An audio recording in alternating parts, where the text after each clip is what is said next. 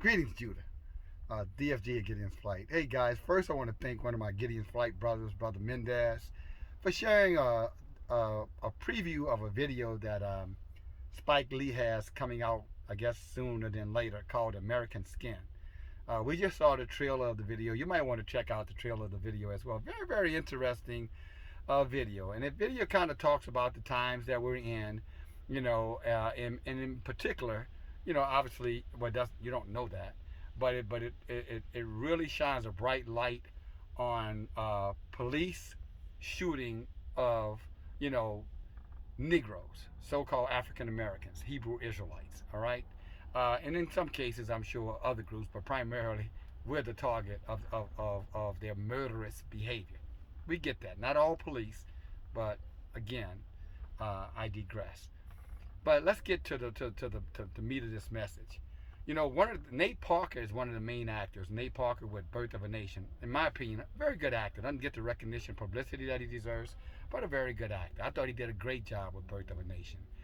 Nate Parker plays his father, whose son was killed or assassinated in 2017. I think this is a real incident, by the way. And then, unjustly. And then Nate takes upon himself, the Nate character takes upon himself to, seems like commandeer a police precinct, and then take some policemen, especially the one that killed his son, for hostages, and then he gets some inmates and he does the whole jury thing. That's all the preview, shares in terms of the trailer is concerned. My message is this. One of the things that Nate Parker character says is that, why are black people the only people who are expected, Negroes, to not respond to violence with violence? And that's a pretty good question. But on this one, I'm going to have to call bullshit on. Because black people do respond to violence with violence. We see it every single day in the inner cities all around America. Let me say it again. Black people do respond with violence, with violence from when violence is done to them. We see that all the time, all over America and all of the inner cities. Now, I'm not one of these kind of individuals who's going to step up here and try to defend the police killing our men. You follow me? I kind of feel like NWA way back, when they said blank the police. Deep down in my soul, this is not some, let's be compassionate, understanding. Hell no. If someone does something to one of my sons, you better believe if I have the ability to get justice, I'm doing it. I don't think I'm gonna go and do I don't think I'm gonna call a conference meeting and tell the whole world what I'm about to do. All right. But again, to go out and make this statement like somehow or another America expects us to be nonviolent when violence is done to us. America doesn't expect that. America doesn't. You have never heard of America. You hear these old nigger preachers running out there telling you don't do nothing. But you don't hear white people telling you not to stand down. Black people stand down when others outside of black community kill them because most of them are cowards. That's why they stand down. Yeah, I said it. They stand down because they're cowards. Because if they were not cowards, they would take the same action when somebody in their neighborhood, in their communities, kill one of their kids. Drive-by shootings, drug-related shootings, you name it. So why, they're not standing down then? They're not standing down when it's one of us, when the murder happens inside of our own community. But when somebody outside the community does it, all of a sudden, there's no reaction. And yeah, these nigger preachers come out there with that foolishness. But how the nigger preacher got influence over somebody who don't even believe in religion? Most of these niggas who are out here shooting down folk, and I'm calling you what you are, these murders in these streets of our own people, them niggas don't even believe in church or religion or Yahweh. So I don't know how the hell these niggas all of a sudden gonna let the preachers tell them what to do. They ain't wasn't gonna do it any goddamn way. Nigga wouldn't bust a damn grape when it comes down to going against, the police or going against, one of these other ethnic groups. Especially when Esau is doing the killing. The last time I seen something like that, it was the Black Panthers standing up for the people in the the late 60s, early 70s. And then before that, Black Wall Street, because that was what Black Wall Street was all about. Tulsa. Tulsa was about these black men who had came to defend this young black man who had been apprehended in a jailhouse, and his white mob was coming to get this man to lynch him, and all the black men who had guns, who were gun-carrying age, went to the jail to defend that young, innocent, I might add, black man. And then shit hit the fan. But let's not conflate this situation here. Let's not play into this narrative that somehow or another we're the only people expected to be nonviolent. Nobody expects you to be nonviolent when violence is done against you. Even the Most High tell you that in the kingdom of heaven there was violence, and the violent taken by force. If a man, eye for an eye, tooth for a tooth, and a hand for a hand and a life for a life. That's in our book. Teach my fingers to fight, my fists to war. That's in our book. Okay, so I could go on and on with what's in the book to tell you. I'm not talking about this New Testament lying ass infiltrated gospel where love your enemies and do good to those in spite that they. That's bullshit. If somebody's committing violence against you, you have every right to stand up and commit violence back against them. But the problem with Judah is that Judah becomes a coward when it's Esau, the enemy, attacking him or them. We've seen that when these Arab men attack those black women at the gas station. We've seen this when these Asian men attack these black women in the nail shop, even though one guy did go out there and break out the windows and shit. But more than not, we've seen our people stand right there and watch George Floyd get murdered by the police and didn't do a goddamn thing outside of videotape it. So all this stuff about nobody expects us to stand down. Cowards are the ones who are standing down. And this is what I'm going to say, and I want to make myself clear.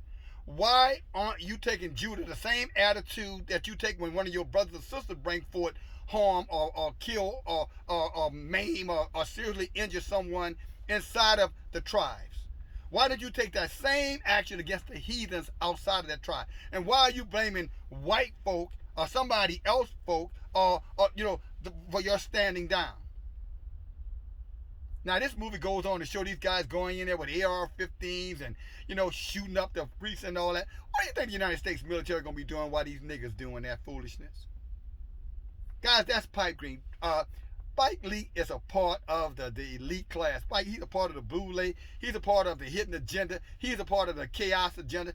Spike Lee is a multi-millionaire who gets his bread from the same people that feeds Biden and all the rest of these culture vultures. Spike Lee is not a hero in our communities. Yeah, he's a movie producer, someone who has a lot of accomplishments, and quite frankly made some damn good movies.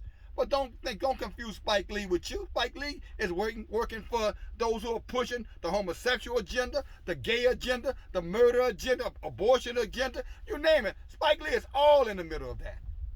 So of course they're gonna allow him to do a movie. Think about this. Come on, Judy, you're smart. They're gonna let Spike Lee do a movie with black men shooting up, taking police under guard and shooting up police stations and not, and they're gonna just let him put that out. That tells you right there that he's got the green light by the people, same folk who have targeted us for mass destruction. When the shit hits the fan, Spike gonna be in his mansion somewhere with security out the ass, make sure him, his family, the people he love are safe, while us and our families out here dealing with the damn consequences. And they got some dumbass niggas who gonna walk out there, and I'm gonna call you a dumbass nigga because if you're in your right mind, if you're Judah and Yah is in you, Yah will give you the wisdom. He said you be you wise as a serpent. And well, you're supposed to understand how the enemy is gonna move so you can move around the enemy. But you don't tell the enemy what you're gonna do. Dog whistle the enemy. That's not wise. He said you be you wise as these serpents. And I think that harmless as a dove, that means to your own brothers and sisters. But a nigga don't understand that. Now a man or a woman who honors Yah, who's walking in the knowledge and in the Rahuka Yah, they get it. And they really do try to walk with love inside the community. But they will defend, they will protect, they will kill for the people that they love, including myself. But I'm just telling you guys, don't buy into that silliness that, again, It's gonna probably be a great, entertaining movie that's full of shit. Denzel Washington did a movie like that years ago, guys. If you remember, his son was trying to get a kidney or something, and he couldn't get, the doctors. He couldn't get the money to take it, and he took over the bank. I think it was called Hostages or something like that. I don't remember the name of the movie, but Denzel Washington did a movie maybe 15, 20 years ago. Spike is just imitating that shit. All right, but at the end of the day, guys, we're living in a very wicked, wicked time. And we need to walk circumspectly. What is circumspectly? We need to walk in wisdom, guys. We got to understand the dangers that we in.